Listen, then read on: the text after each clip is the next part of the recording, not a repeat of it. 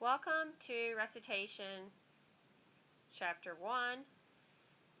Today we're going to talk about elements and compounds, SI and metric units, working with significant figures, scientific notation, and dimensional analysis.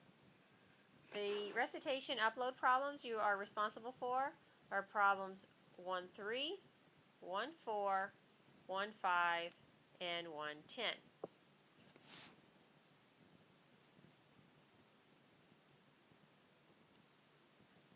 Alright, so the first problem, which is problem 1-1, deals with elements and compounds. This is in lecture 1-1, where Dr. Holler talks about carbon monoxide, carbon dioxide, water, and hydrogen peroxide. These are all compounds. Those are 4 compounds. So, elements are the ones you find on the periodic table. So if you're wondering what's an element from a compound, look at the periodic table. You'll see carbon, this C, is an element. But when it's combined with 1 oxygen, it's carbon monoxide. If it's combined with 2 oxygens, it's carbon dioxide. And Dr. Holler in lecture 1-1 talks about the difference between carbon monoxide and carbon dioxide. These are 2 very different substances. One we exhale, the other one would kill us. Okay, so let's answer this question. Select the statements that pertain to compounds. Compounds have different properties than the components that make them. This is absolutely true. True. Okay. I always think of also another example is sodium metal and chlorine gas. These are both very reactive metals. But if you combine them chemically to make sodium chloride, you have table salt. Table salt is something that you can ingest. So, yes, the properties are very different than the components that make them. These are pure substances. That is true. If they're not pure substances, they would be mixtures. So if you take sodium chloride and you put it in a glass of water, now you have a mixture of 2 compounds. Sodium chloride, which is table salt, and H2O, which is water. But sodium chloride by itself is a pure substance, and water by itself is a pure substance. Now the key here for number 3 is they combine chemically to form new substances. This is true. So I drew up here sodium plus chlorine equals sodium chloride. And of course if you wanted to balance that, you'd have to put a big 2 there, and you'll learn how to do this. Okay, so 2 sodiums plus chlorine gas equals 2 molecules of sodium chloride. And so that's a chemical reaction, and they can form new substances. So chemically, they can combine chemically to form new substances. That's true. And then they can also be broken down by chemical means. So a lot of research has gone into how to break down water into its elements, which would be hydrogen gas and oxygen gas. And that would be breaking it down into its elements, but it has to be a chemical reaction. The one that is false here is the last one. They contain 2 distinct parts. Once the elements combine in a certain ratio, they are 1 distinct. So water and hydrogen peroxide. This is not 2 distinct parts, it's just one. Oxygen combines with 2 hydrogens to make water. And water behaves like water. You would not want to drink 100 milliliters of hydrogen peroxide. However, you'd be more than happy to drink 100 milliliters of water. Okay, the next problem we have is problem 1-2. And this is the SI and metric units. The International System of units, the SI. This is section 1.6, page 13, and table 1.1 is the SI base units. It is important that you not only memorize these, but you can recognize and associate these units with what is being measured. That's how you're going to solve problems, okay? So if you want to be able to solve the problems, you got to recognize that mass, whenever you see kilograms or any kind of form of gram, that you are talking about mass. Because that's how you're not going to have the word mass often in your problem. You'll have 50.2 kilogram or 50.2 gram, and you got to recognize that gram is kilogram is the SI unit for mass. Length is the meter, meter. Time is S for second. Temperature is K for Kelvin. You're all probably used to measuring temperature in Fahrenheit, maybe even Celsius. Well, the SI units for temperature is Kelvin. So learn these if you have not already. Oh no. Problem number 1-3. You are going to have to work with significant figures. This is lecture 1-2 in Canvas. Okay? You're also going to have to be able to convert to scientific notation. And I think we'll talk about that on the next slide, in the next problem. Okay, so if you watch the lecture, you'll know that significant figures have to do with a measurement. So when you measure, in your book, I think you have a barrette, or if you can imagine a graduated cylinder here, and it has to do with the measurement. And so when you can see the defined lines, then you take a measurement. So if you had a number 4.85 in your measurement, let's say liters, okay, then the 4.8 is certain. You were sure that the markings were 4.8. Anybody else would say, yes, that's definitely 4.8. The uncertain digit is the last one. And you and your lab partner might disagree. Somebody might think, oh no, it's 4.84. And somebody else might say it's 4.87. Okay, so that's uncertain.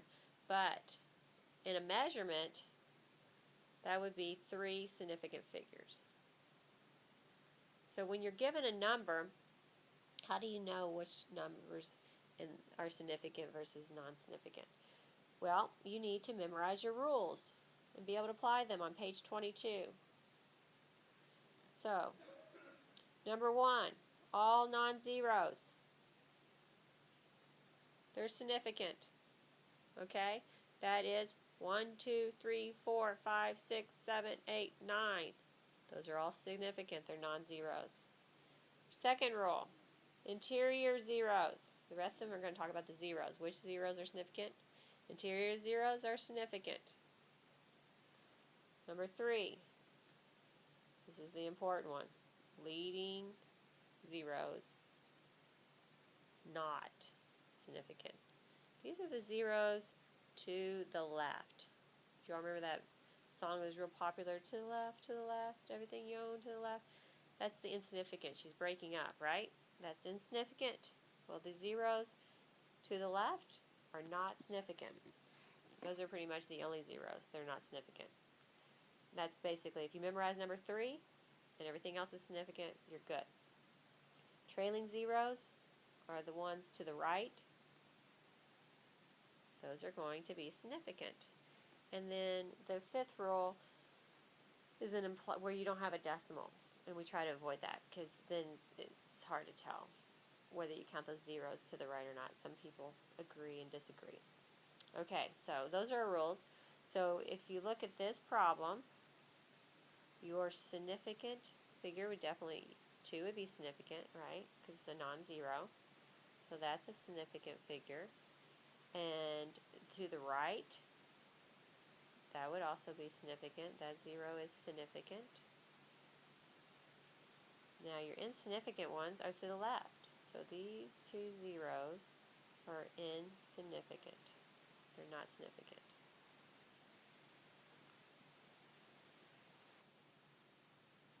Okay, class, we are on problem 1-4.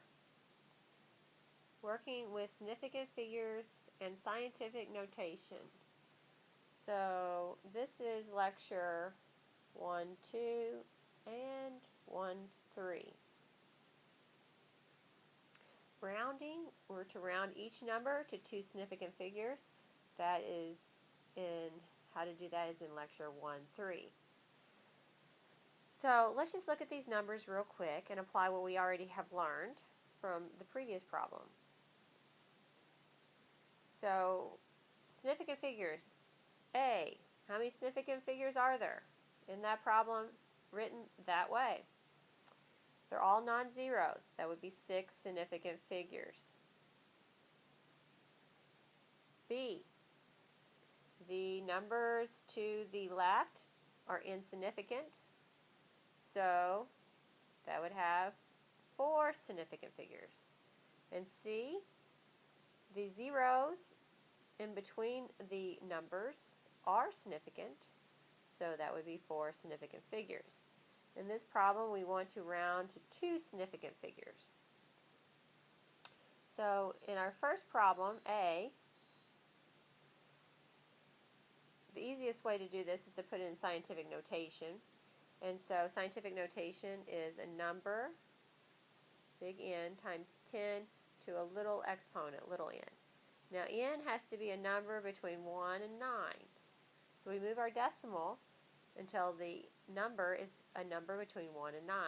Right now, A has a number 233. Okay? B has a 0. And C has a 1. So C is already fine because n is 1.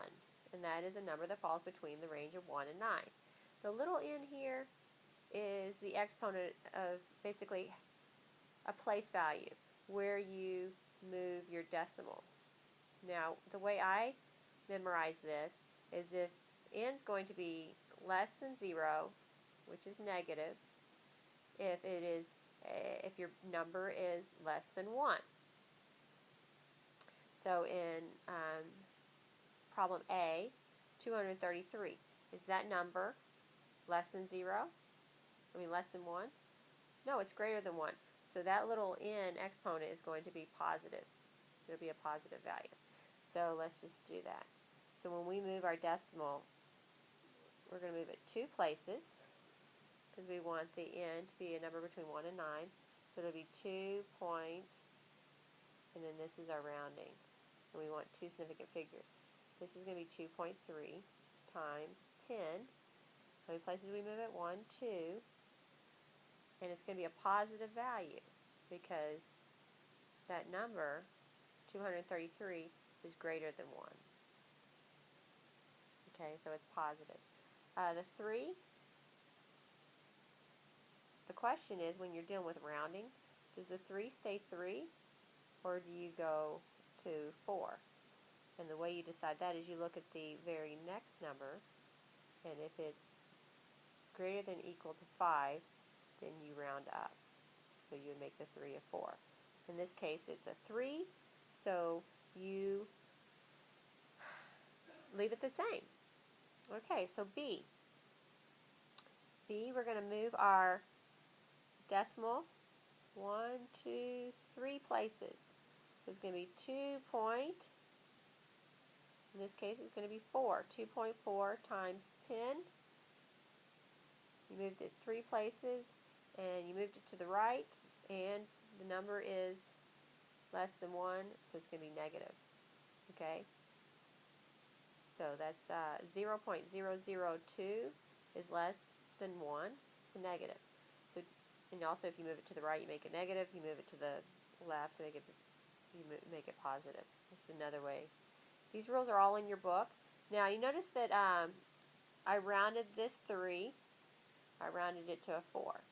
And the reason why is if you look at this very next number that follows, the 5, it's a 5. So you have to round the 3 to a 4. And then C is going to be 1.0. There's your 2 significant figures. And if you basically, does the 0 stay 0 or do you round to a 1? If you look at the very next number, 0 is less than 5. So you would leave it the same.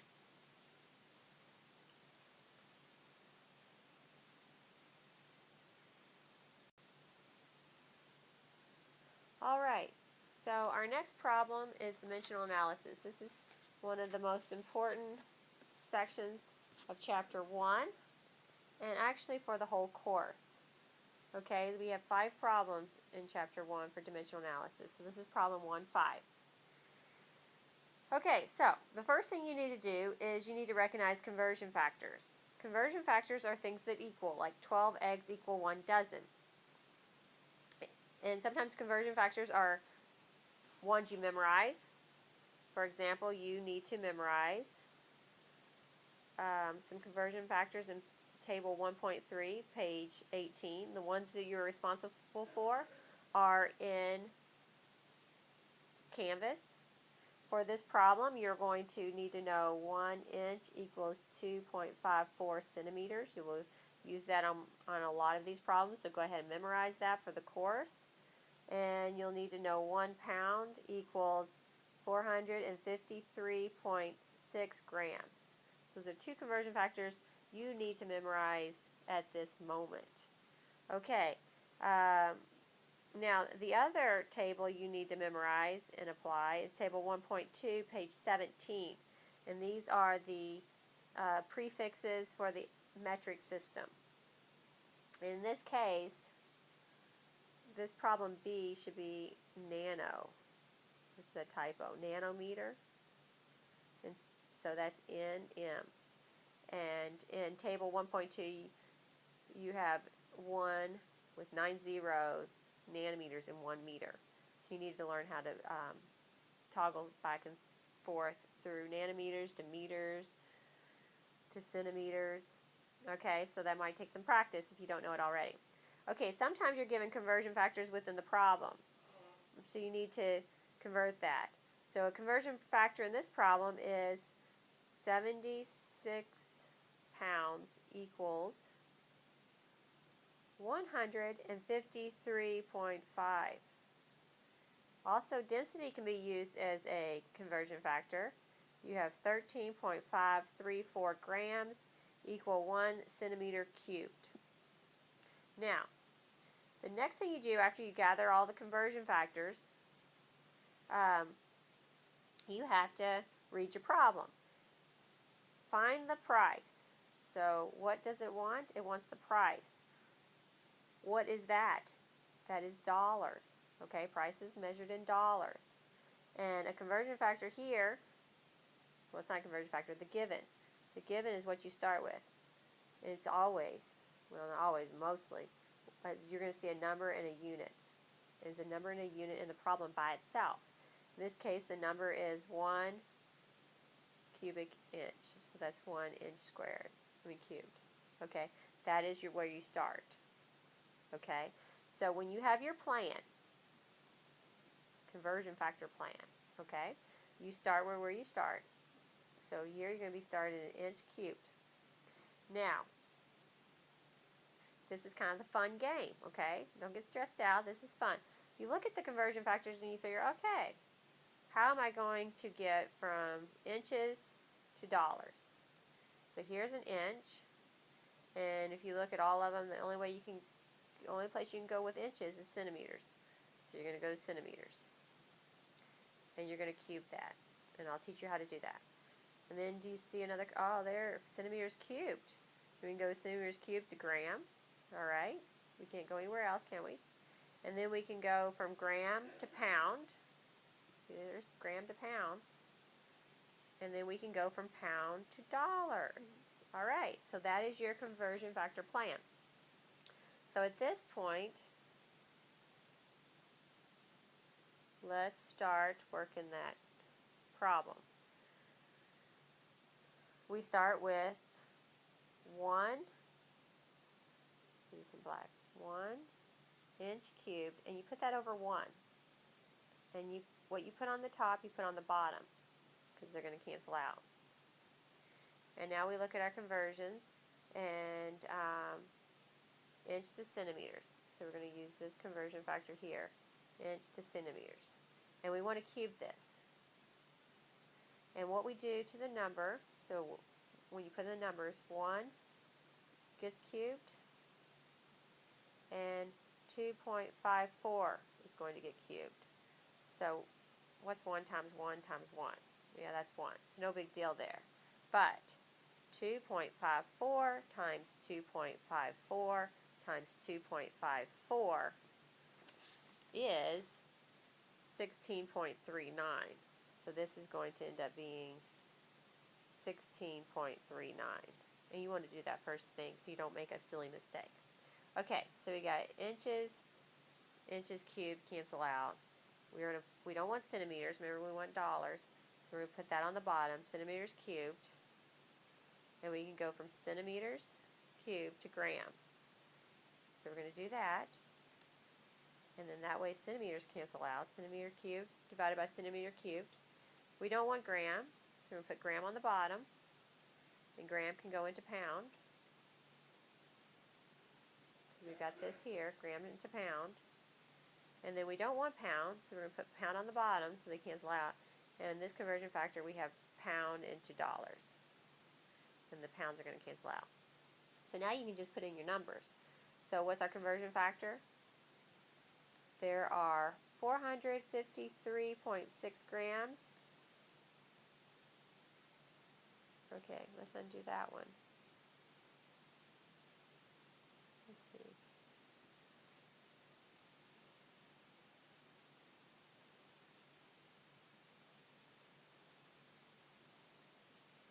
Okay, so centimeters to gram. Yeah, so we want to do the density. 1 centimeter cubed, 13.534 grams. And then conversion factor for grams into pounds, 453.6 grams into 1 pound. And then we have 76.00 pounds into 153.50. Now, when you get your calculator, you just work from left to right. And so you would, everything on top gets multiplied, everything below gets divided. So you take, and you just work on the numbers because you've got your units already in the right order. Okay?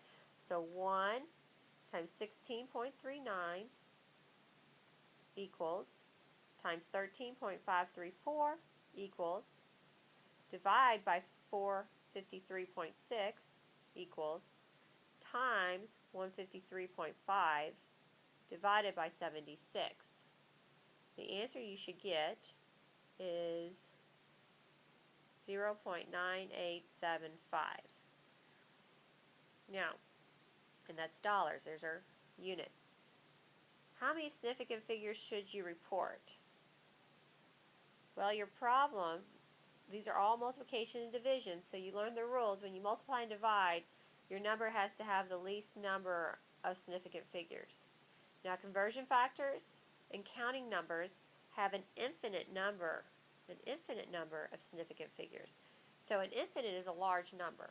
This is not a low number. So that's not going to be the least number. The least number is usually going to be your given. So in here we have 1. Maybe that's why it's written that way, 1. So in that case, you can just report it as 0.99 because that's how we normally report money. Okay? Okay, so let's work problem B. B is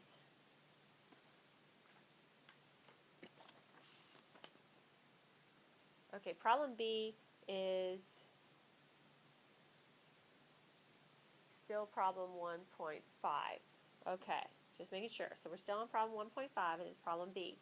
Now, it takes, we're going to use the same conversion factors. It takes 2.9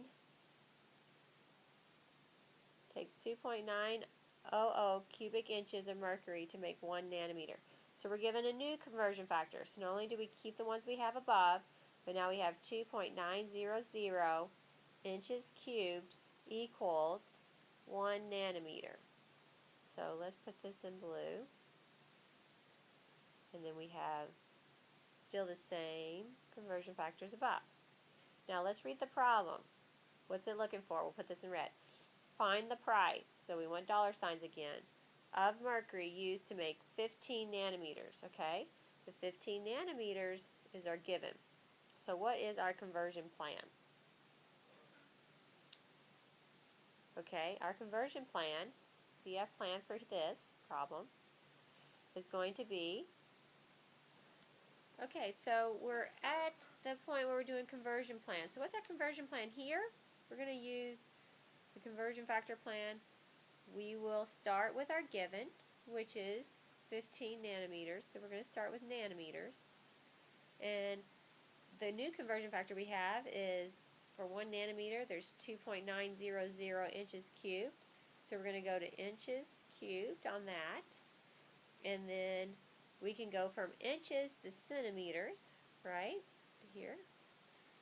We can go from centimeters to of course, we'll cube that. I'll tell you how to do that. And we go from cubic centimeters to grams. And then from grams, we can go into pound. And from pound, we go into dollars.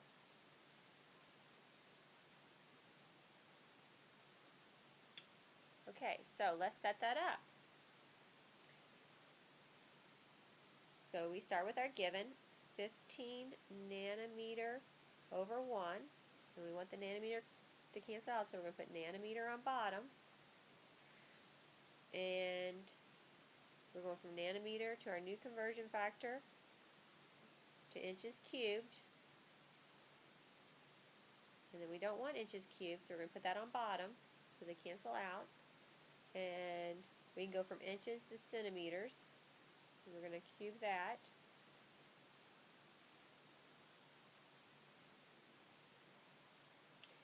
And then we're going to, we don't want that, so cubic centimeters into grams.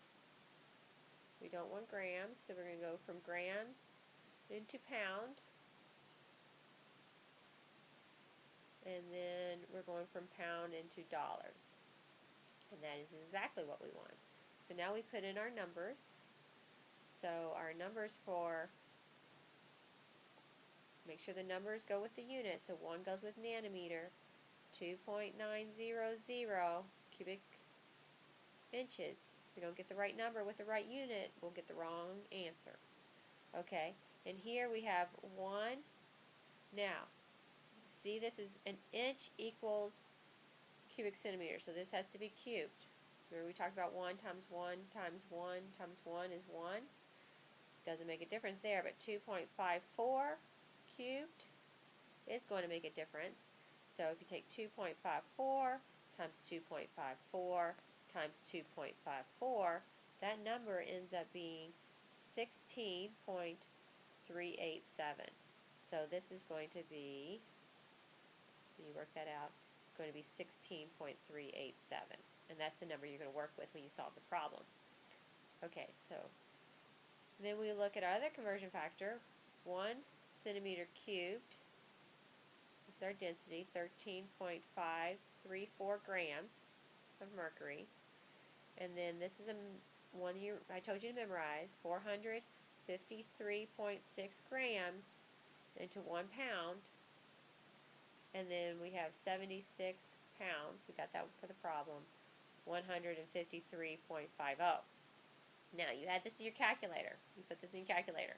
And you're going to do 15 times 2.900 equals times 16.307, or sorry, 387. 16.387. And then you take that number times 13.534.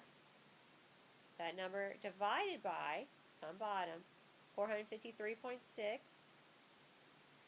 And then you take that times 153.50 divided by 7,600, and you should get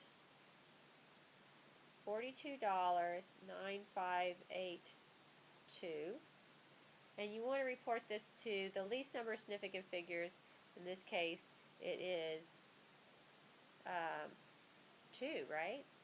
Because 15 nanometers is your least. So that would be 43.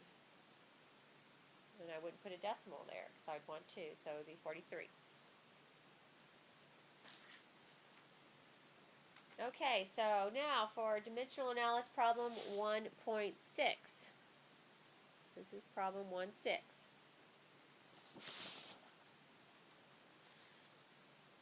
In a certain city, electricity cost, these are your conversion factors, so let's get our conversion factors ready to write.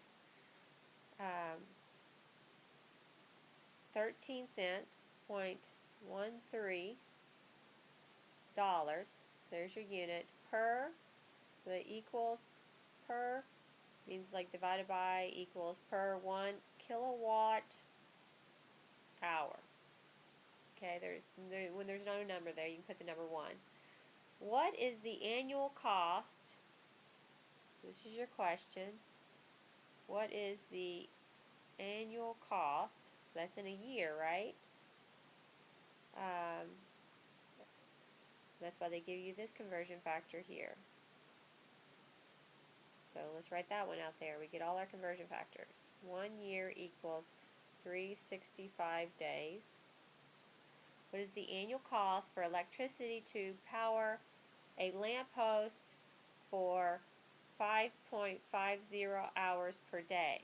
That's another conversion factor that's given because you see 2 units, 5.50 hour per day. So that equals 1 day. Those are your conversion factors. Those are all given to you in the problem. Now, this is your given, where we start. They want to talk about 100, here's your decimal, watt incandescent light bulb. Okay, so let's talk about a conversion plan, a conversion factor plan. Well, we're going to start with watt, so make that a W. We're going to have to go to kilowatt. You see kilowatt? And that's a prefix, right, for the SI base unit. So that is on page 17 that you're supposed to memorize. So we're going to kilowatt. And now we also have an hour in there, okay, because we got to keep it together with our conversion plan. So that's kilowatt an hour. So the nice thing is, though, you see an hour right here? Yeah, and that conversion factor, so you can go from that hour to a day, okay? And what are we trying to get to? We're trying to get to annual cost. So we want to get to the money.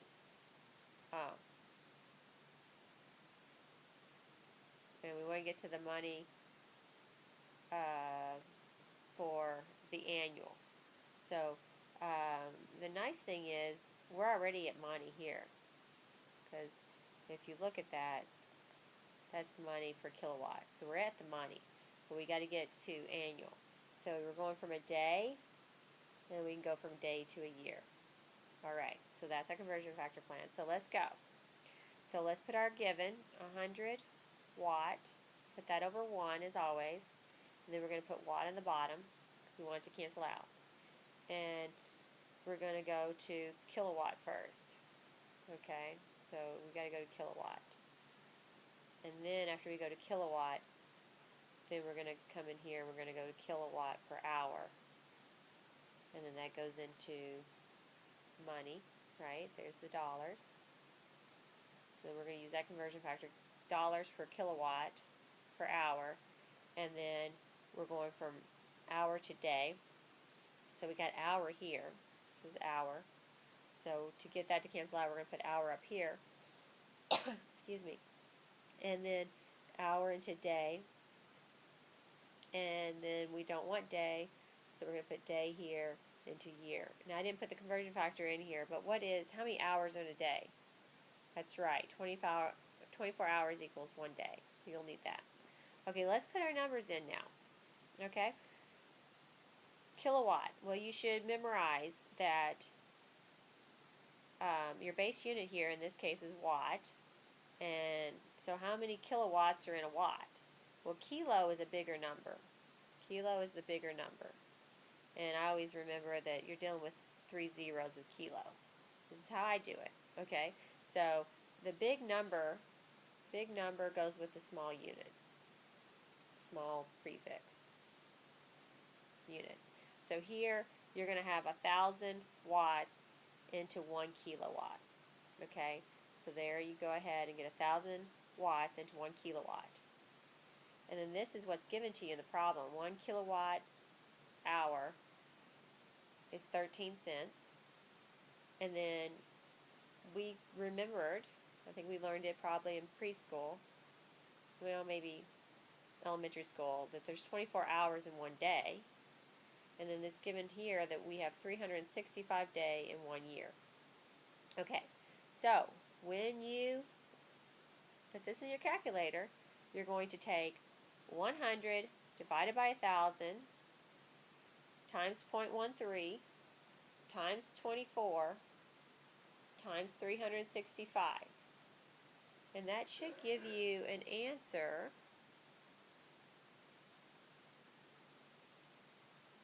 of $26.0975 per year. What's your least number? Yes, it's usually your given. The reason why it's your given is because conversion factors and counting numbers have infinite number of significant figures. So your least number of significant figures for this multiplication division application is in your given. So you want 3 significant figures, so that's going to be $26.1 per year. Don't forget your units. Per year. All right. Let's go to the next. Now this is a new slide, so we're going to call this a new problem. We're going to call this problem 1-7. So this is problem 1-7. However, you're going to have to use the same conversion factors that you got already from problem 1-6. So let's go ahead and write those up. So they're right here. Your conversion factors are 13 cents per 1 kilowatt hour, and you got 5.50 hours per day, 1 day. We have 1 year equals 365 days. And it's also asking for the same question now, annual cost. So we want dollars per year. That's what we're looking for. And our given this time is a energy efficient 25 watt fluorescent bulb. Notice I haven't even read the question yet. Okay, so we want annual cost. What's the annual cost? And we're actually going to compare the 25 watt fluorescent bulb with the 100 watt incandescent light bulb from the last problem. Alright, so what's our conversion factor plan? Let's write this out. Well, we're going to start with watt, and we got to get to kilowatt. And then once we get to kilowatt, we can go to kilowatt per hour. And that also gets us into the money, dollar signs. That's where we want to be. But now we got to deal with the hour. Oh yeah, we forgot we need to have how many hours? 24 hours in 1 day. So we can go from hour to day and day to year. So let's set that up. 25 watt over 1 is your given. Watt on bottom. And now we're going to kilowatt.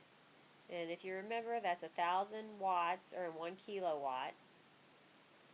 And then we got kilowatt hour, and that is 1 kilowatt for 13 cents. Now we're in the money. And then we got hour. We want hour to go away. So hour's on bottom here. We're going to have to put hour on top. We go into hour in the day. There's 24 hours in one day. And then we don't want day, we want year. So there are, they give it here, 365 day in 1 year. Now, watt cancels out, kilowatt cancels out, and we're given dollars, hours cancel out, day cancels out, and we're given year. And that's exactly what we want, dollar per year. So now we know we're ready. We didn't make any mistakes because the units canceled out. And we're going to get our calculator, and we're going to do 25 divided by 1,000 times 0.13 times 24 times 365. And that number, when you do that math problem, we want two significant figures.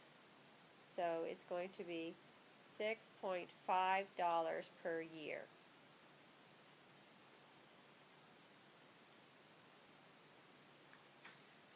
Okay, this problem is problem 1.8. So this is 1.8.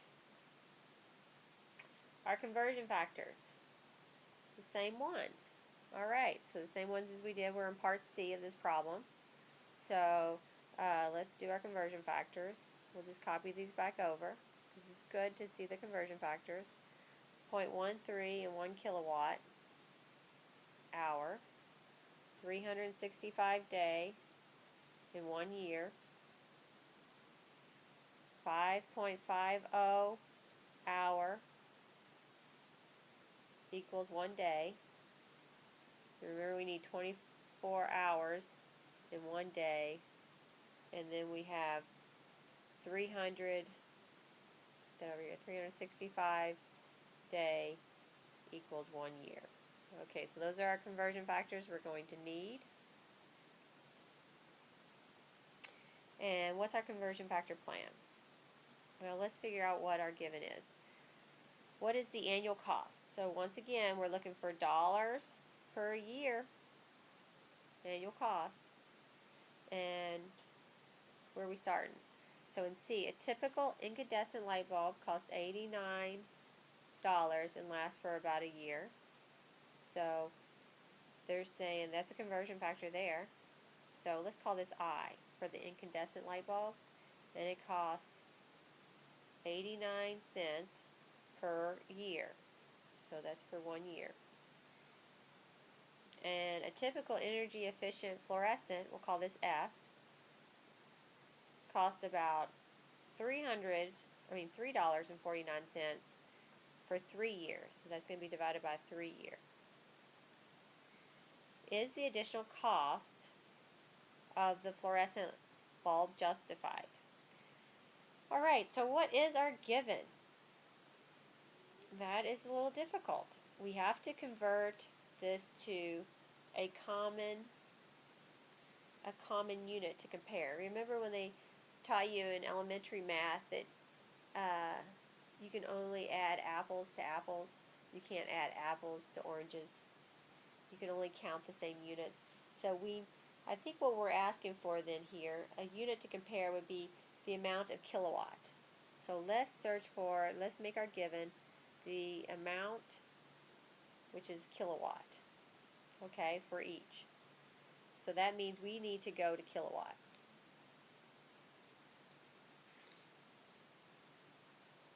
Because they're already given us our annual cost, okay? I mean, you can basically take $3.49 and divide by 3, and you're going to get your annual cost. So even though they compared annual cost, see, you're really going to have to go to kilowatt. All right. So let's start this problem. Let's do the incandescent bulb first. Our conversion factor plan is we're given dollars per year. Okay, so we're going to go for dollars per year, and then we can go from year to day. We can go from day to hour, and then we can use the kilowatt hour per dollar. Okay, and that way the dollars are going to cancel out. We can get the years to cancel out, and the hours are going to cancel out, and we'll be left with kilowatt. And we're going to do this for both. So let's start with the first one. Okay, so we do 89 dollars for 1 year, and then we want year in the days. We want day into hour, and we want kilowatt hour, and then it's 0.13. That's the cost. This is for I. So that's what we start with. 89 per year. Costs 89 cents per year.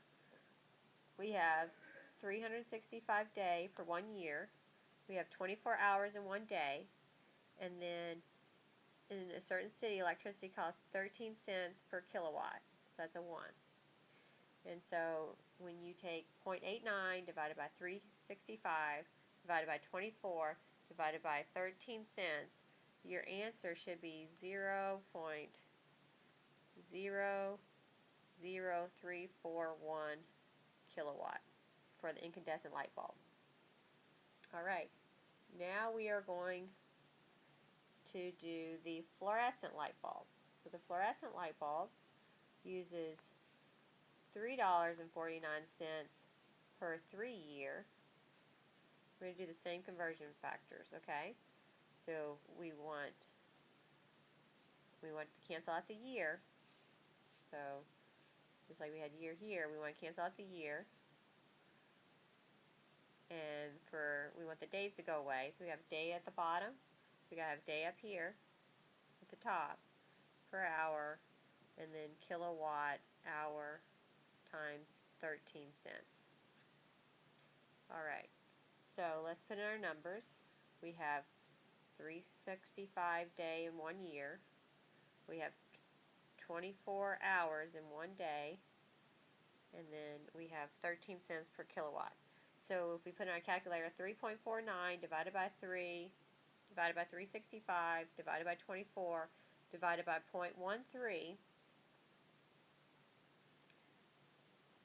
our answer should be 0.0004 6 kilowatt. And the question is the additional cost of the fluorescent bulb justified? So compare. Now we can compare. The incandescent cost gives us 0.003 kilowatt, and the fluorescent bulb gives us 0.004. So the fluorescent light bulb gives us more. So the answer to that is yes. But remember, you have to show all your work to get that correct. Okay, on to problem 1.9. So problem 1.9. This one, you got to think like you're working in the laboratory, because you get an empty beaker, and a thing you do in the laboratory is called you tare your beaker.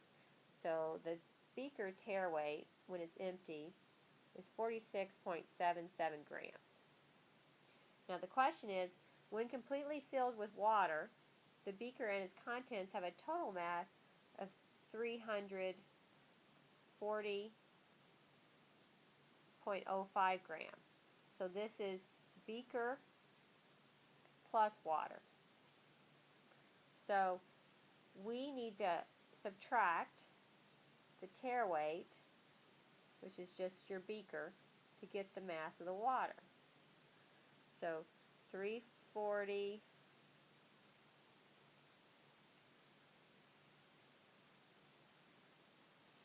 0.05 minus 46.77 gives us 293.28 grams for the mass of your water. What volume, so that is your question, that is what you're finding, what volume does the beaker hold? And they give you a conversion factor, the density of water, and that is 1.00 grams per milliliter of water. Okay, so let's start with our given. The amount of water is, because we did the subtraction, is 293.28 grams. You put that over 1, so that's for your water. And then we have your density conversion, grams to milliliter. Volume, what unit is volume? Milliliters is fine. It doesn't tell you milliliters isn't fine. It doesn't say you have to measure it in kiloliters or liters. So now we can just put our density in there. 1.00 grams in 1 milliliter. So basically all you got to do is 293.28 divided by 1. That's going to give you 293.28 milliliters.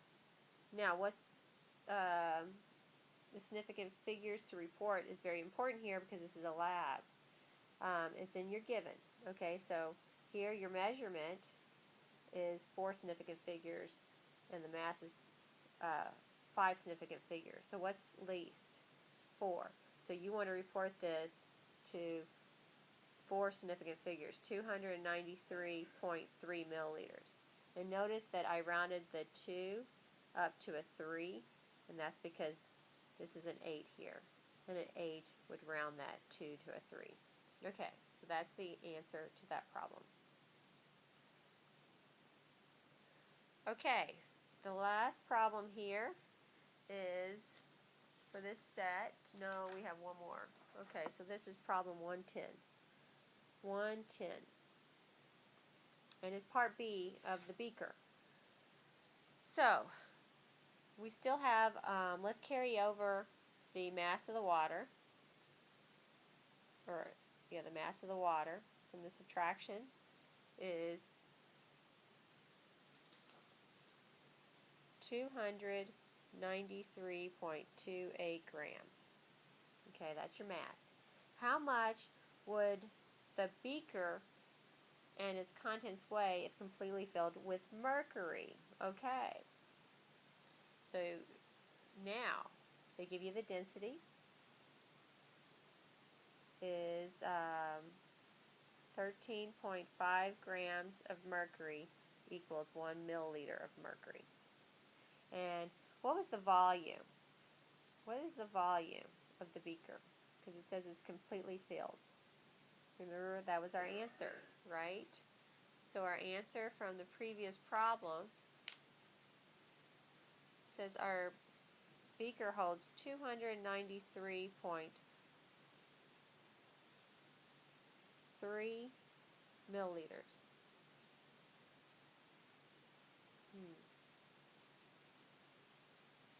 Okay, let's undo that one.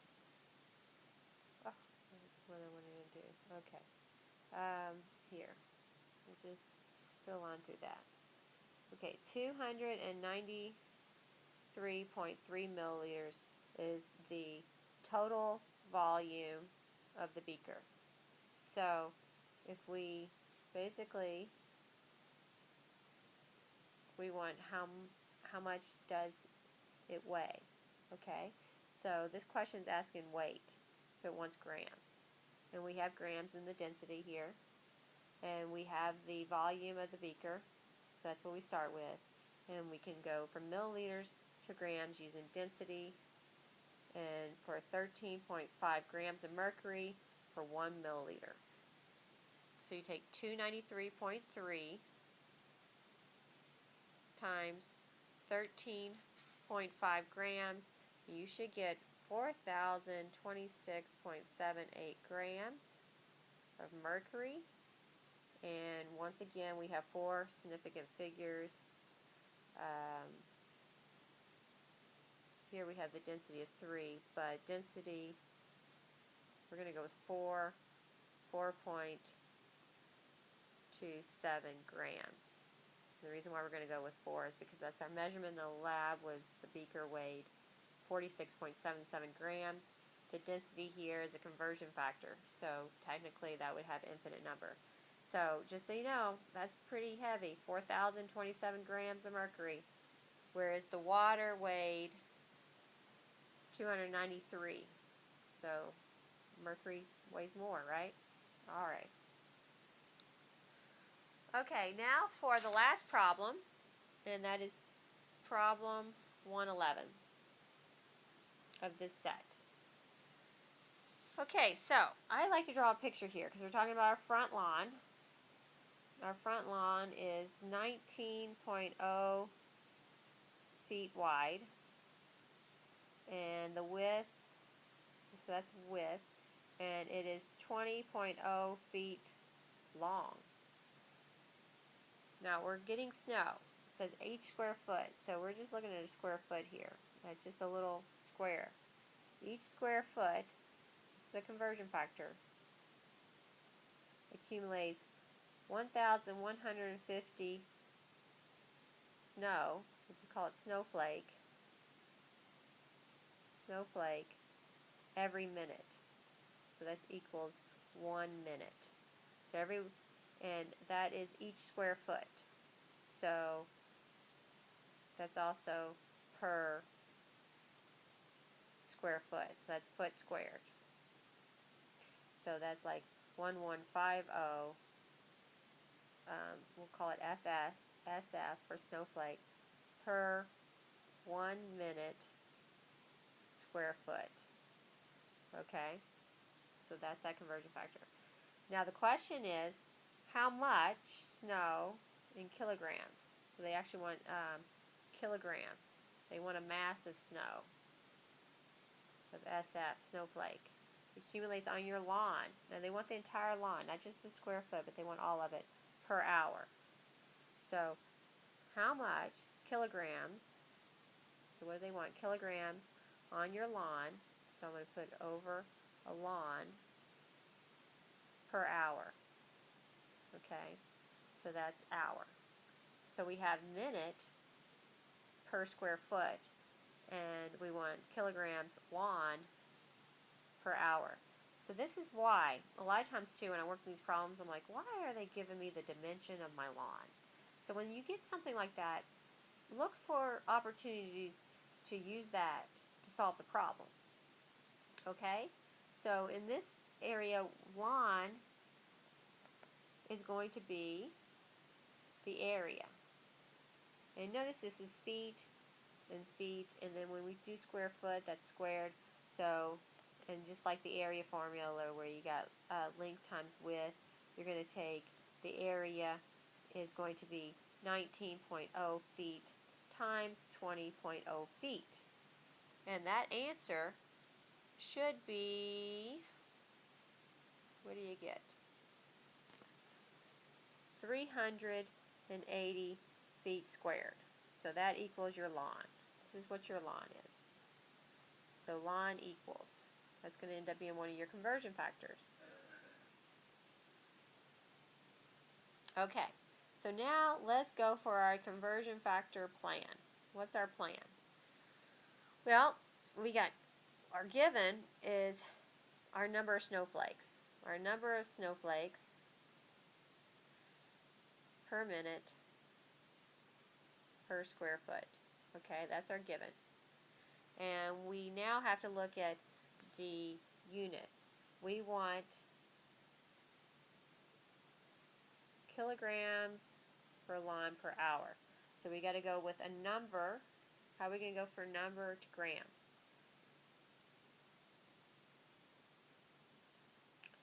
Okay, so we have here, right, good, awesome. Average snowflake has a mass of 1.90 grams.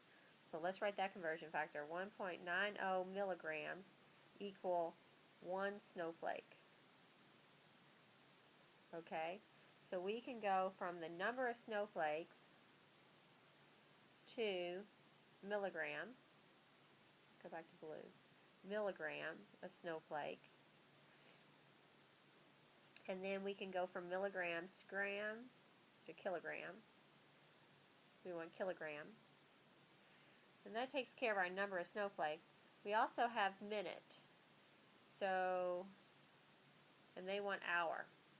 So we can go from minute to hour. And then we have foot squared, and we want to go to lawn. So we can go using the area of the lawn. We can go from foot squared to lawn. Okay, so now we get to combine these. Okay. So let's start with our given, which is 1,150 snowflake per 1 minute feet squared. And then we want to go to milligram. So we can go from 1 snowflake to 1.90 milligram. Okay, so snowflake is going to cancel out, and we're at milligrams. So let's just work on one unit at a time. So we're at milligram, and we have memorized our prefixes, so we know we can put milligram on bottom to cancel out milligram, and we can go to gram, but we want to go to kilogram, because that's what's in our finding the problem. So we can go, we want gram to cancel out, we can go from gram to kilogram, and so that's going to cancel out milligrams, it's going to cancel out grams, and we're going to be at kilograms. So we're fine with that unit. We're exactly where we want to be. Now we got to go with the time. We don't want minutes in the bottom. So we're going to put minute on the top. Can we go from minute to hour? Does anybody know how many minutes are in an hour? Let's just go ahead and fill that in. 60 minutes are in 1 hour. That's right. So are we at hour? Yes. So we're exactly where we want to be on that unit. So now we can go to the next unit. Feet squared. So here we have feet squared. We don't want that at the top or in the bottom, so we're going to put that on the top to cancel out, and then we can go into lawn.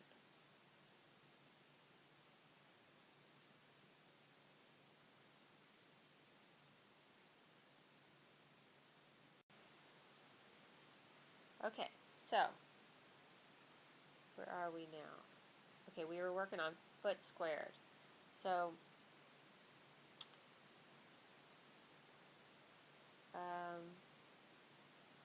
so we have the foot squared, and for this conversion factor for 380 foot square, that's how much we have in our lawn. Okay, so let's make sure we have all our numbers in. We have to have memorized, right? So there are milligram is smaller than gram. There's 1,000 milligrams in 1 gram. And kilogram is bigger, so it gets the 1, and there's 1,000 grams in 1 kilogram. And then our lawn, we figured out our area is 380 feet squared for our 1 lawn. All right, so now what you would do is you would just put that in your calculator, because if you notice, our units cancel out. We did one at a time, and we have snowflake. So we have kilogram of snowflakes per hour per lawn. All the other units cancel out. So if you put in your calculator 1150 times 1.90 divided by 1,000 divided by 1,000 times 60 times 380, you will find that your answer should be 49.8 kilograms of snow per hour on your lawn. And do we want 3 significant figures? Yes, I think we do, because it says average snowflake has a mass of 1.90. So that is your snowflake. Alright, and that concludes Chapter 1, Recitation Problems. I look forward to seeing your downloaded 4 problems.